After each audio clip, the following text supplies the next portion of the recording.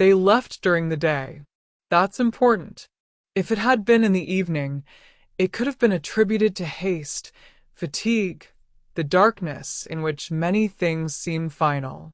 But they left during the day, in the light, when words are usually chosen more carefully. They stood at the door, saying familiar phrases, and there was no anxiety in their voices.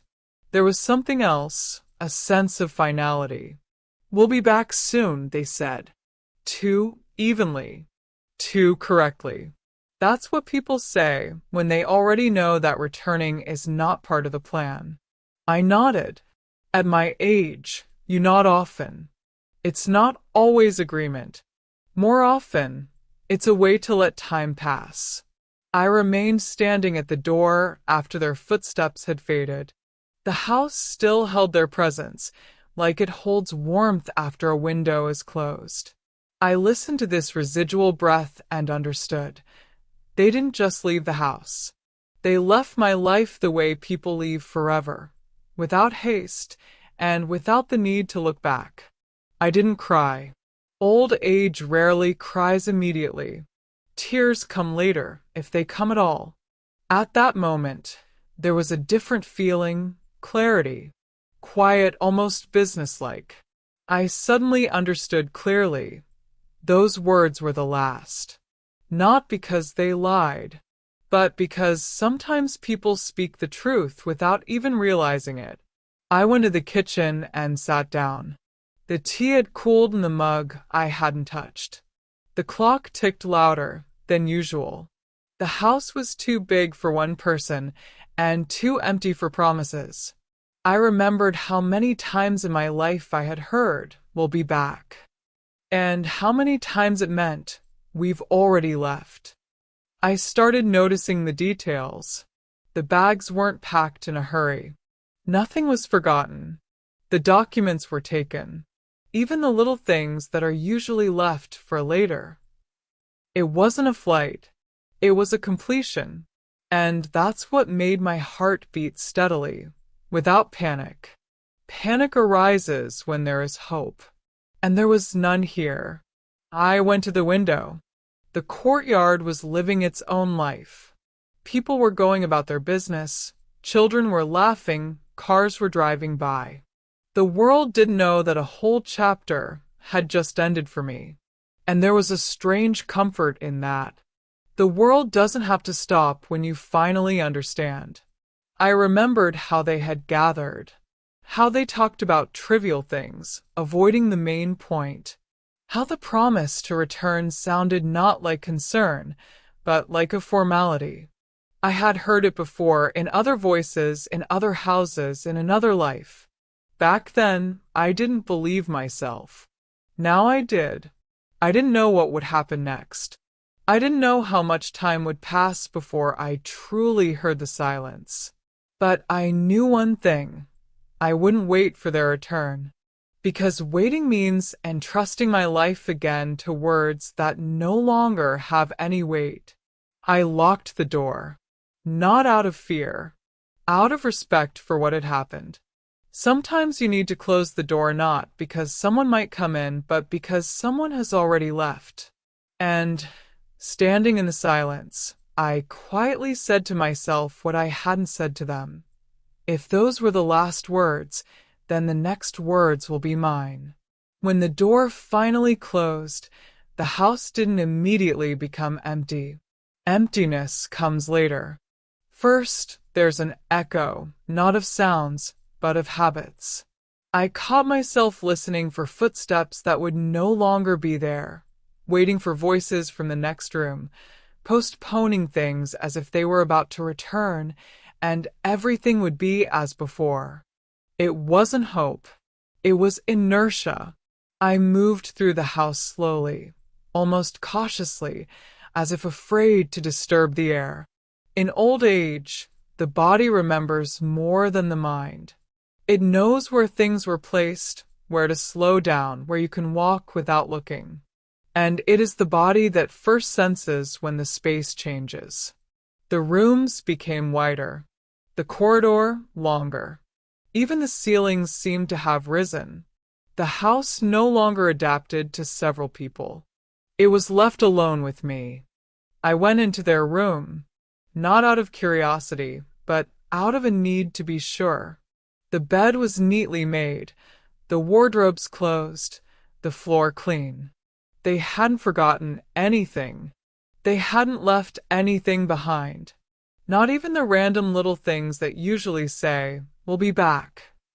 I stood and looked, and no wave of emotion rose within me. Everything was already clear. I returned to the kitchen and sat down at the table. This table had witnessed many conversations. Decisions were made at it that were later called temporary. At this table, I was listened to and not heard. I ran my hand over the surface, feeling every scratch. There was more truth in these marks than in any promises. I remembered how they said soon. That word always seemed too convenient to me. It has no form, no date, requires no responsibility. Soon can last for years, or it can end right now. That day soon ended. I didn't call anyone, not because there was no one to call, but because I didn't want to explain. Explanations are a way to hold on to the past, and I felt that it was already gone. I needed time to be alone with myself, without witnesses. I went out onto the balcony. The air was cool, but alive. I took a deep breath and felt something inside me slowly straightening out. Not healing, straightening out. Old age doesn't heal quickly, but it knows how to bring things into order. I began to remember other departures. There had been quite a few in my life. People left in different ways. Loudly, with scandals, quietly, without a word, gradually. This departure was special. There was no conflict in it, only finality. And, strangely enough, it was this finality that made it easier. In the evening, I turned on the lights in the rooms that I used to leave dark. Not out of fear, but out of respect for the space. The house needed to know that it wasn't abandoned. I walked slowly, closed the windows, checked the locks. These actions were simple, but there was something affirming in them. I am here, and that is enough. At night, I couldn't sleep for a long time. The silence didn't frighten me, but it didn't lull me to sleep either. It was attentive. I lay there and thought about how easily people make promises when they don't plan to keep them. Not out of malice, out of weakness. The promise to return is the gentlest way to leave forever. I didn't feel betrayed. Rather, I felt liberated from expectations. Expectations are a heavy burden, especially in old age. They force you to live only half a life, leaving the other half for later. And later is an unreliable place. Towards morning, I finally fell asleep. The sleep was light, but peaceful, without dreams.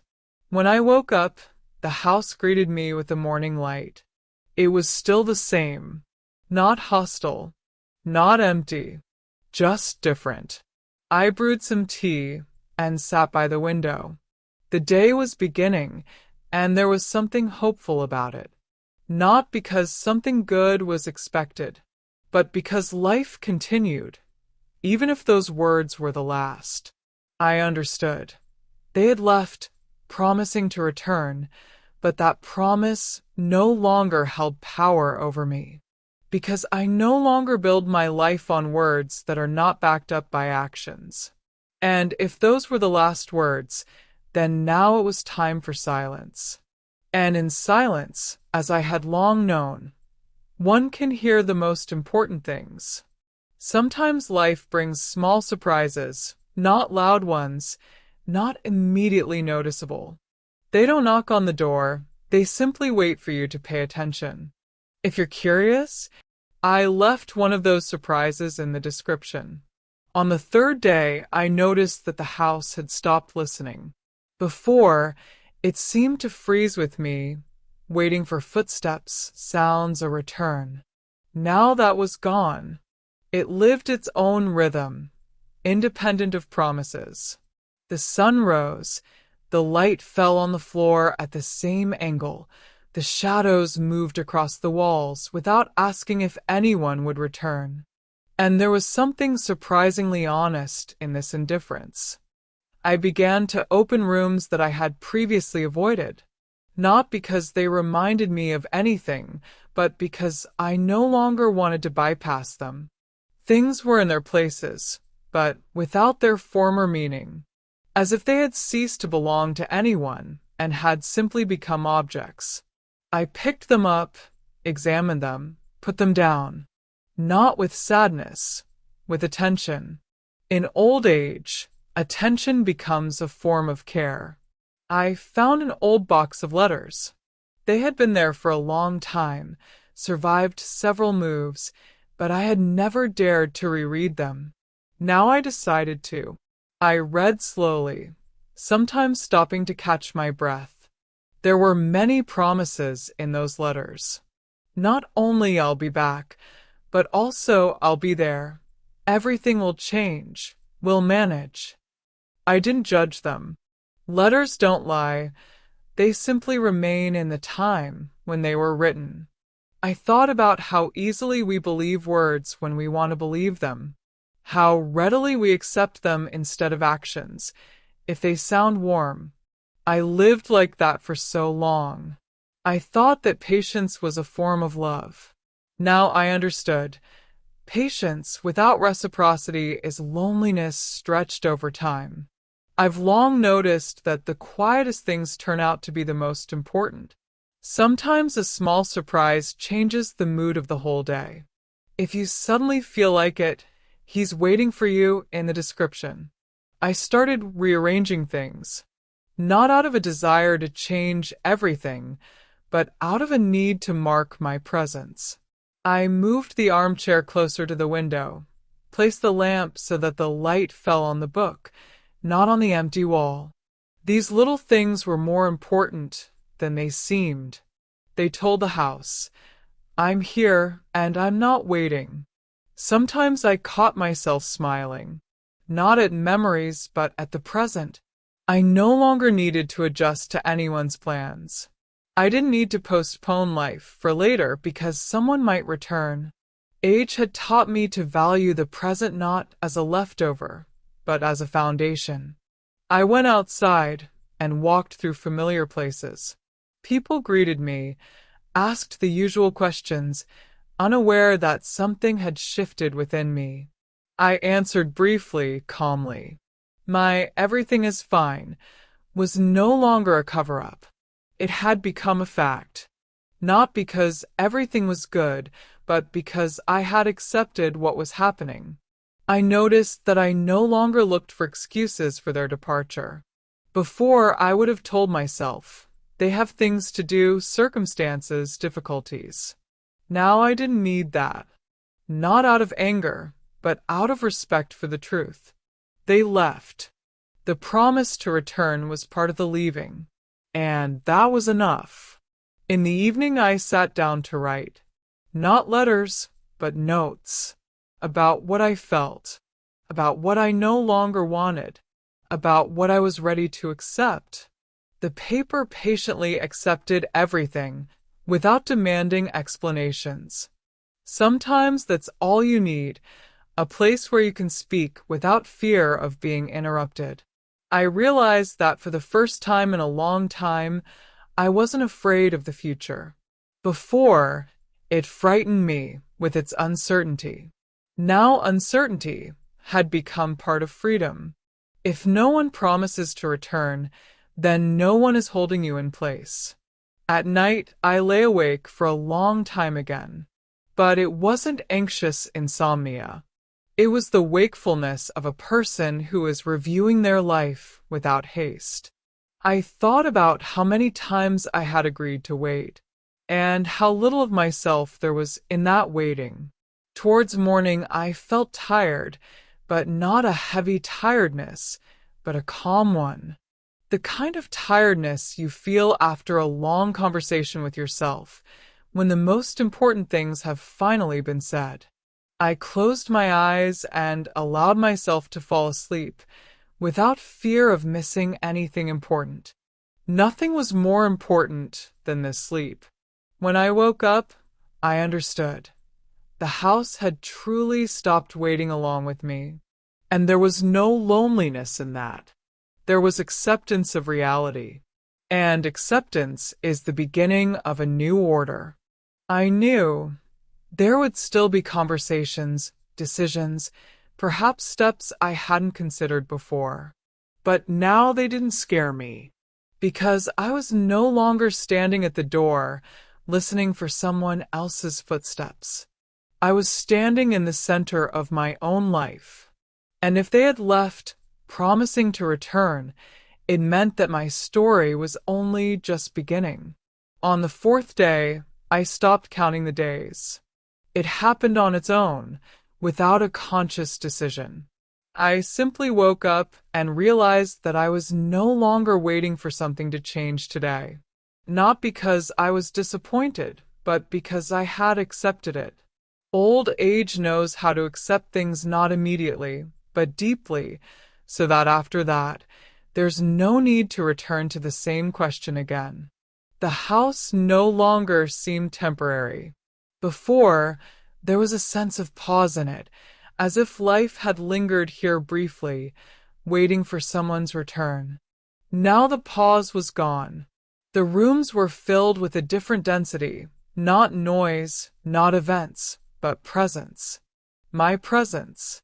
I walked down the corridor and felt that my steps no longer echoed in emptiness.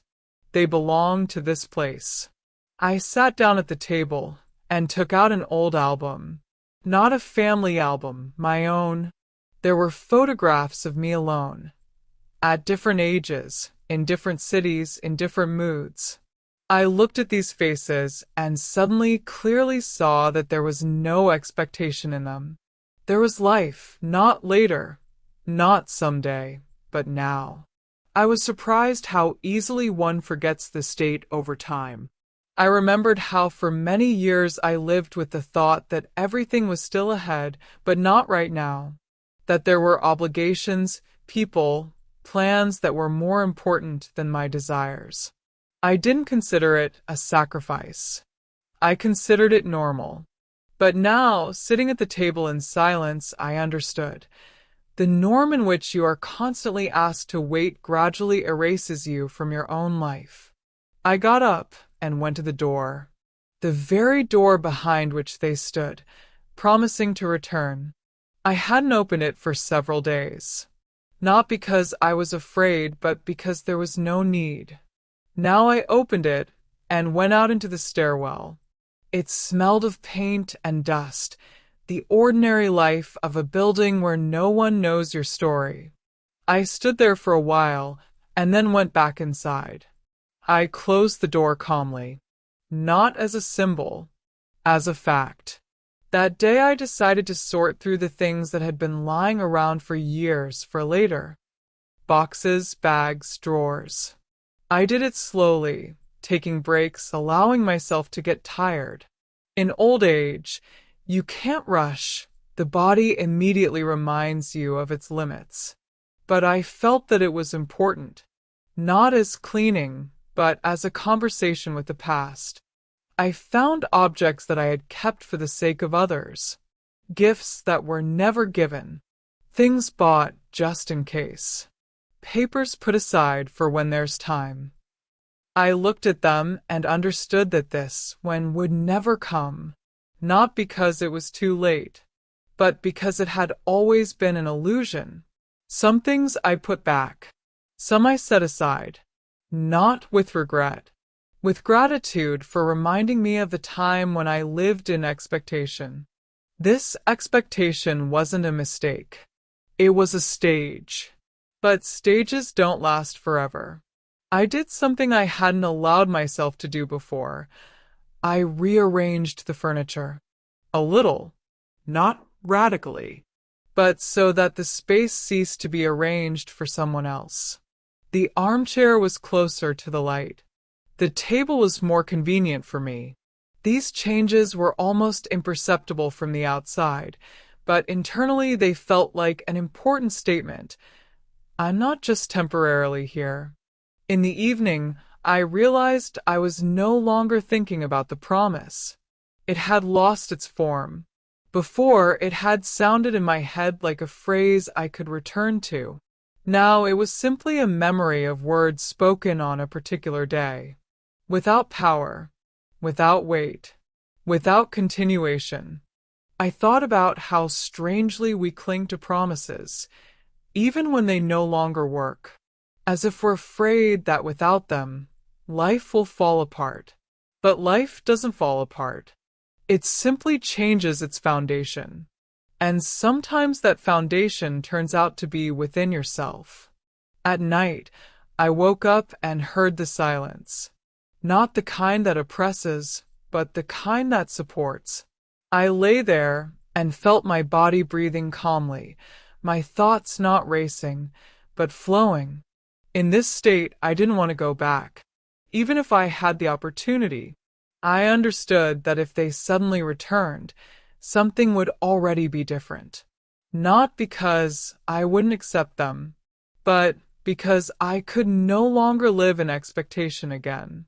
And this realization didn't scare me. It gave me a feeling of strength. In the morning, I woke up early and opened the window. The air was fresh, with a slight coolness. I took a deep breath and felt that there was no emptiness inside. There was space, and space is opportunity. I no longer asked myself if I was doing the right thing. That question had disappeared along with the expectation. Another question remained. How do I want to live from now on? And for the first time in a long time, it didn't seem rhetorical. I knew there was another chapter ahead. Perhaps the quietest one. The one where there would be no dramatic events, but there would be final acceptance. Because sometimes the most important things happen not at the moment of departure, but on the day when the promise finally loses its power.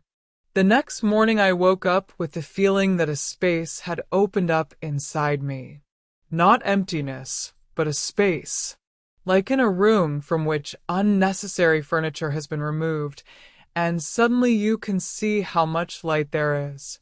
I lay there and didn't rush to get up. In old age, this is a rare luxury, to allow yourself not to hurry, not because you are tired, but because there is nowhere to rush to. I no longer thought about whether they would return. This question stopped coming to me on its own. Before, it would pop up even when I didn't want to think about it. Now it was gone. And this absence turned out to be surprisingly peaceful. I understood. Waiting is not hope. It is dependence on someone else's decision. And I was no longer dependent. I got up, put on my robe, and went to the kitchen. The morning was bright, without harsh shadows. I brewed tea, put the cup on the table, and for the first time in a long time, I didn't look at the door. I looked out the window, at the courtyard, which lived its own life, promising nothing and taking nothing away. The world didn't say soon. It simply was. I decided to do something I had been putting off for a long time. Not because of them, but because of myself.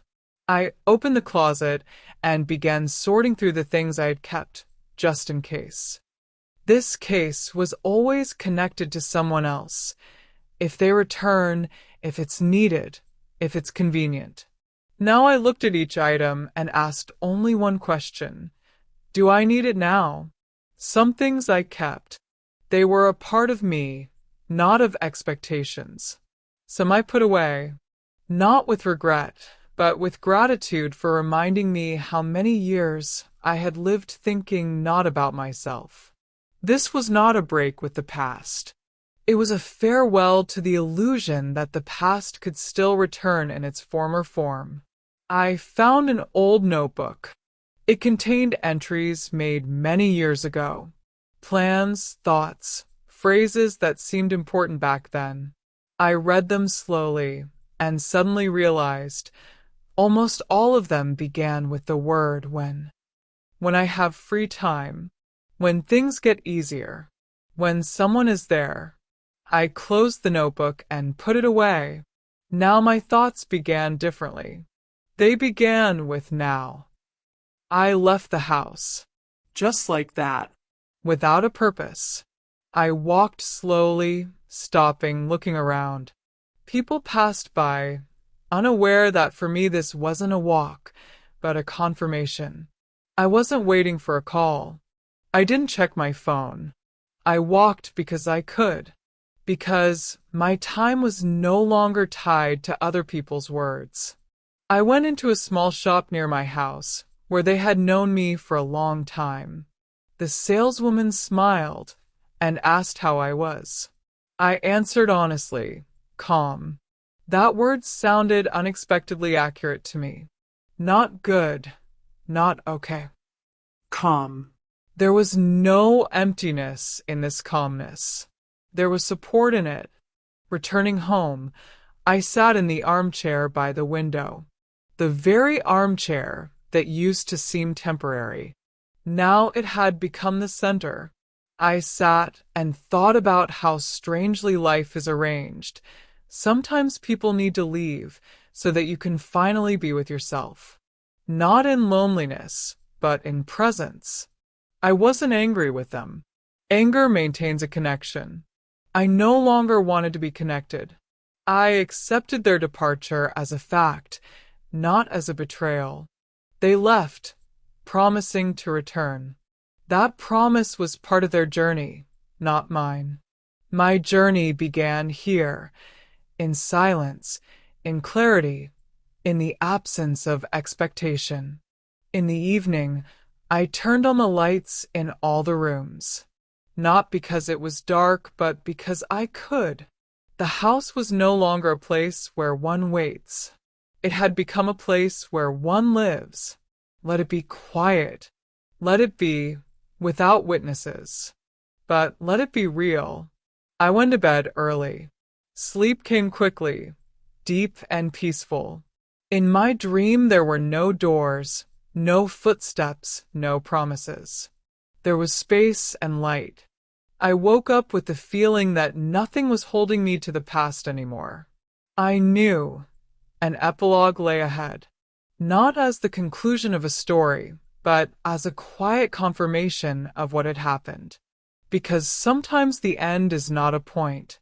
It's a state in which you finally stop waiting. After everything, I stopped measuring the days. Before, I counted them almost unconsciously, not in numbers, but in expectations. They'll call today. Maybe they'll come back tomorrow. Everything will become clearer next week. These internal markers existed for so long that I didn't immediately notice when they disappeared. And when I did notice, I wasn't afraid. On the contrary, it became easier to breathe. In old age, the absence of expectations is not emptiness, but liberation. The house finally became truly mine, not legally, but in feeling. It was no longer a space between the past and the future, between not yet and already. It became the present. There were no promises echoing within its walls, no unspoken words hanging in the air. There were footsteps, tea, light in the window, and a silence that needed no explanation. I lived slowly, sometimes very slowly. In the mornings, I would sit for a long time with my cup, in no hurry to start the day. I listened as it unfolded on its own, without my intervention. Before, I considered this a weakness, allowing the day to take its own course. Now I understood. It was trust. Trust in life, which doesn't need control to be fulfilling. I stopped telling the story of their departure, even to myself. It no longer needed repeating. It didn't hurt. It didn't demand understanding. It was simply part of the journey, like a road already traveled, a road from which there's no turning back, because there's another road ahead. Sometimes I caught myself smiling for no reason, not at memories, but at the present moment. For example, at how a patch of sunlight slowly moved across the wall, or how the tea cooled exactly the way I liked it. These little things used to get lost amidst expectations. Now they became noticeable, almost precious. I was no longer afraid of silence. It ceased to be a pause between events. It became the backdrop of life. In this silence, I heard myself, not thoughts, not anxieties, but presence. It's difficult to explain, but easy to feel when you finally stop waiting. People sometimes asked if I was lonely. I answered honestly, but not always with words. Loneliness is a strange thing. It's not always connected to the number of people around you. Sometimes it arises precisely when there are those who promise but don't stay. Now, there were no promises, and therefore, there was no loneliness. I learned to say no without excuses and yes without hesitation. It didn't happen immediately. At first, the familiar guilt arose within me, guilt for refusing, for choosing, for finding peace. But over time, the guilt faded, leaving behind a sense of certainty. I don't have to be convenient to have the right to live. I often thought about the words they said in the end, about how easily people use promises as a soft pillow on which to rest their responsibility. I no longer held on to those words. They had served their purpose. Now I had others, quiet but strong. For example, I am here, or I have enough. I stopped checking my phone in the mornings, not because I was afraid of disappointment, but because I stopped hoping for a call as an event. The day no longer began with waiting for a signal. It began with breathing, light, and the simple fact that I had woken up. Sometimes I had dreams. There were no returns in them. There were no doors slamming or opening. There were roads along which I walked alone, but not in loneliness. These dreams didn't frighten me. They confirmed what I already knew in reality.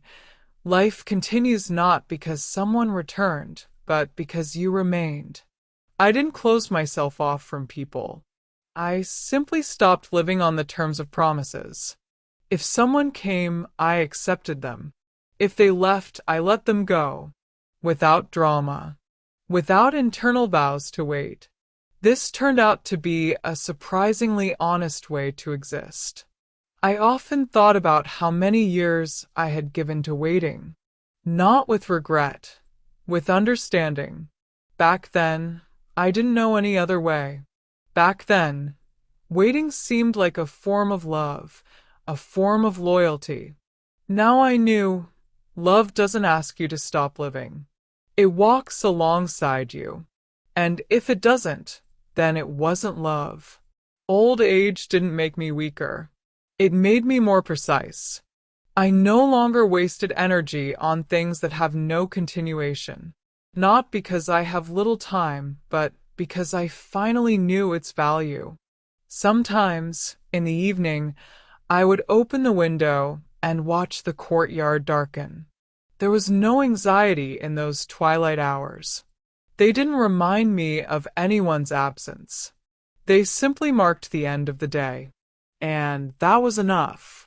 They left, promising to return. I stayed and promised nothing. And as it turned out, that was the beginning of my most honest life.